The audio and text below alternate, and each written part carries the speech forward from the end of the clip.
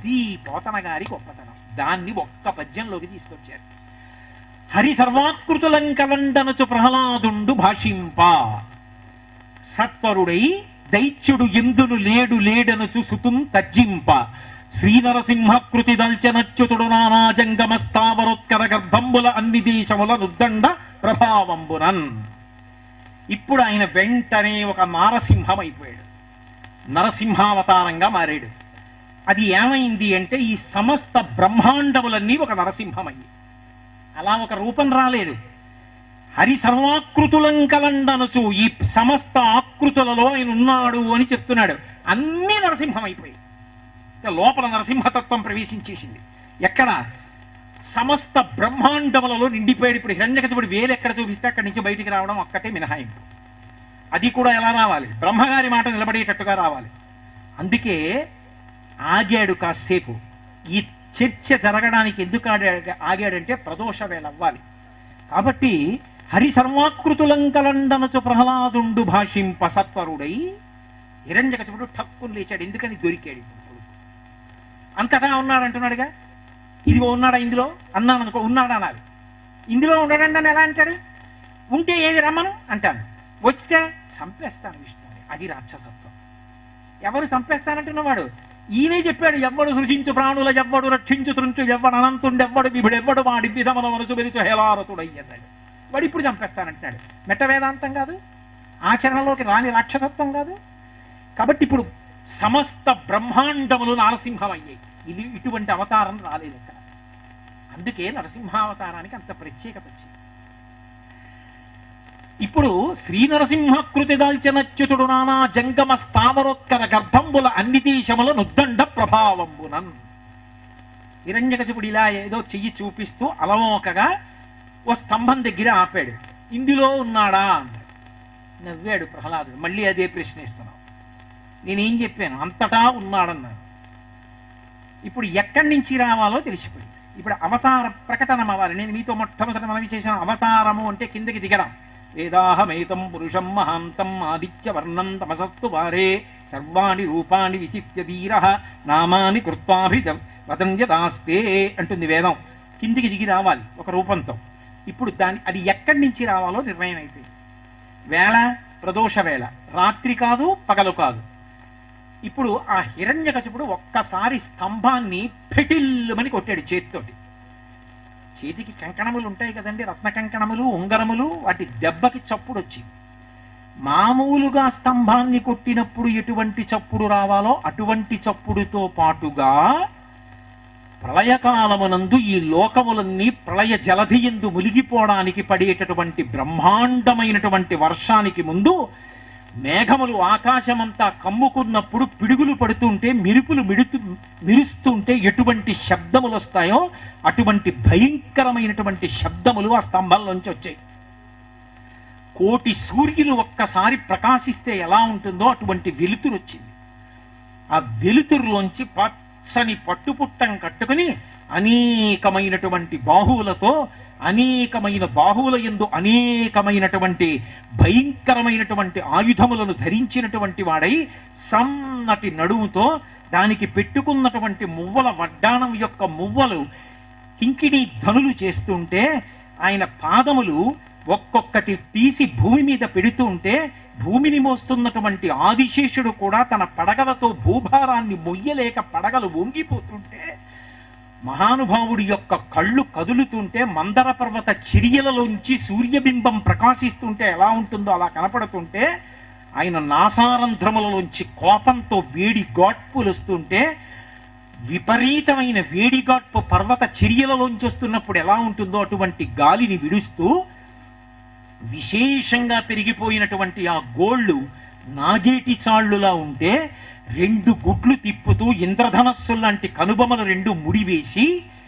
పాల సముద్రాన్ని చిలికినప్పుడు అందులోంచి వచ్చినటువంటి నురుగు ఎలా ఉంటుందో అటువంటి కాంతి కలిగినటువంటి రోమరాజితో ఆ చంద్రబింబంలోంచి వచ్చేటటువంటి కాంతి ఎలా ఉంటుందో అటువంటి జూలుతో పైకొచ్చి పెద్ద గర్జన చేసి ఒక్కసారి తలని అటు ఇటు ఊపితే ఆయన యొక్క కేసరములు ఆకాశంలో కదిలితే వ్యోమవత్యప్త దేహాయ దేవతలు వెడుతున్నటువంటి విమానాలకి ఆ వెంట్రుకలు తగిలి విమానములు నేల మీద పడిపోతే మహోగ్రస్వరూపమై పైకి లేచి నిలబడి రాత్రి కాదు పగలు కాదు ప్రదోష వేళలో భూమి మీద కాదు ఆకాశంలో కాదు గాలిలో కాదు నిప్పులో కాదు నీటిలో కాదు తొడ మీద పడేసుకోవడానికి ఆ హిరణ్యకశిపుణ్ణి పట్టుకోవడానికి వెడుతుంటే గదాప్రహారం చేస్తూ తప్పుకోవడానికి ప్రయత్నం చేస్తే ప్రదోష వేళలో మంచి ఆకలితో పగటిపూట ఉపవాసం చేసి తన ఆహారాన్ని పట్టుకోవడానికి కలుగులోంచి పైకొచ్చినటువంటి నాగేంద్రుడికి ఒక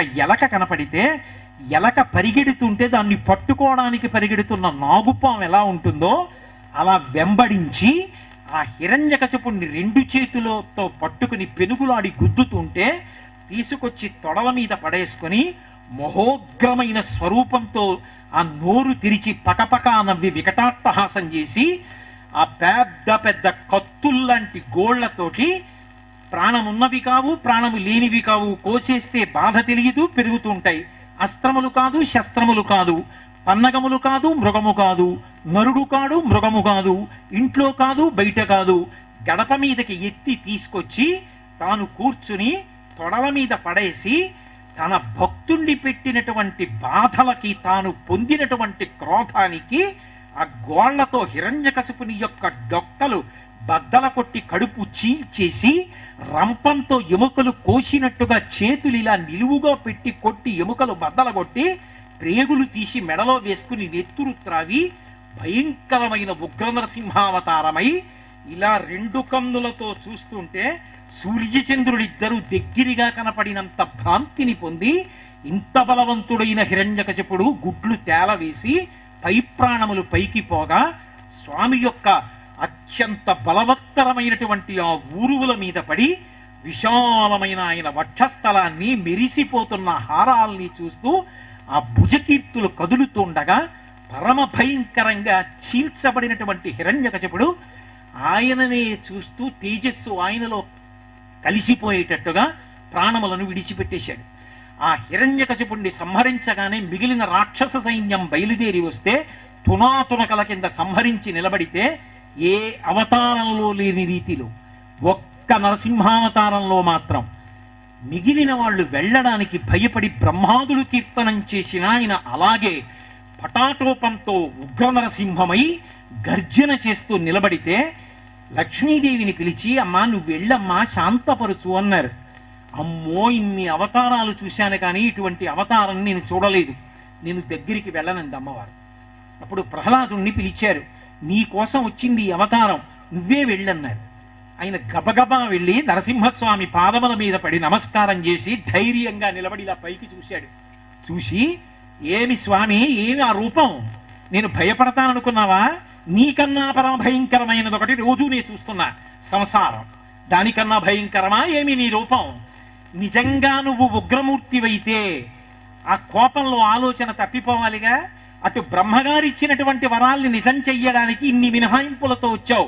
పైన సింహం రూపం కింద మనుష్య రూపం నరసింహంగా వచ్చావు. ఇంట కాదు బయట కాదు గడప మీద ప్రదోష వేళలో గోళ్లతో ఇన్నింటిని చేస్తున్నావంటే ఆలోచనతో ఉన్నావు, శ్రద్ధతో ఉన్నావు, కోపంతో లేవు. నాయందు అనుగ్రహించి ఇలా చేశావు స్వామి, నన్ను అనుగ్రహించు అని పెద్ద స్తోత్రం చేశాడు. పరమ సంతోషాన్ని పొందినటువంటి నరసింహస్వామి నీకే వరం కావాలి కోరుకోమన్నారు. మళ్ళీ నన్ను భ్రాంతిలో ముంచుతున్నావా? నీ కాలి గోటికున్న కాంతిని దర్శనం చేస్తే యోగులు తపస్సమాధిలో ప్రవేశించారు.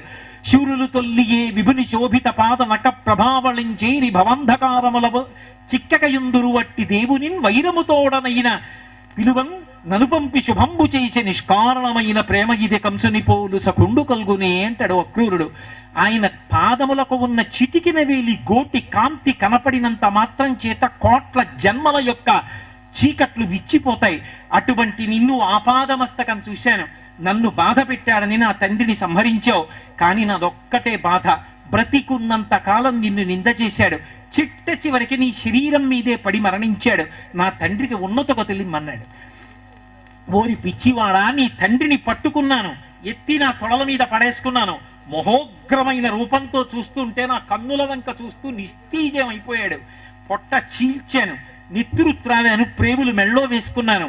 ఇంత స్పర్శని పొందిన తర్వాత ఇంకా మళ్ళీ పునర్జన్మ ఉందనుకుంటున్నావా?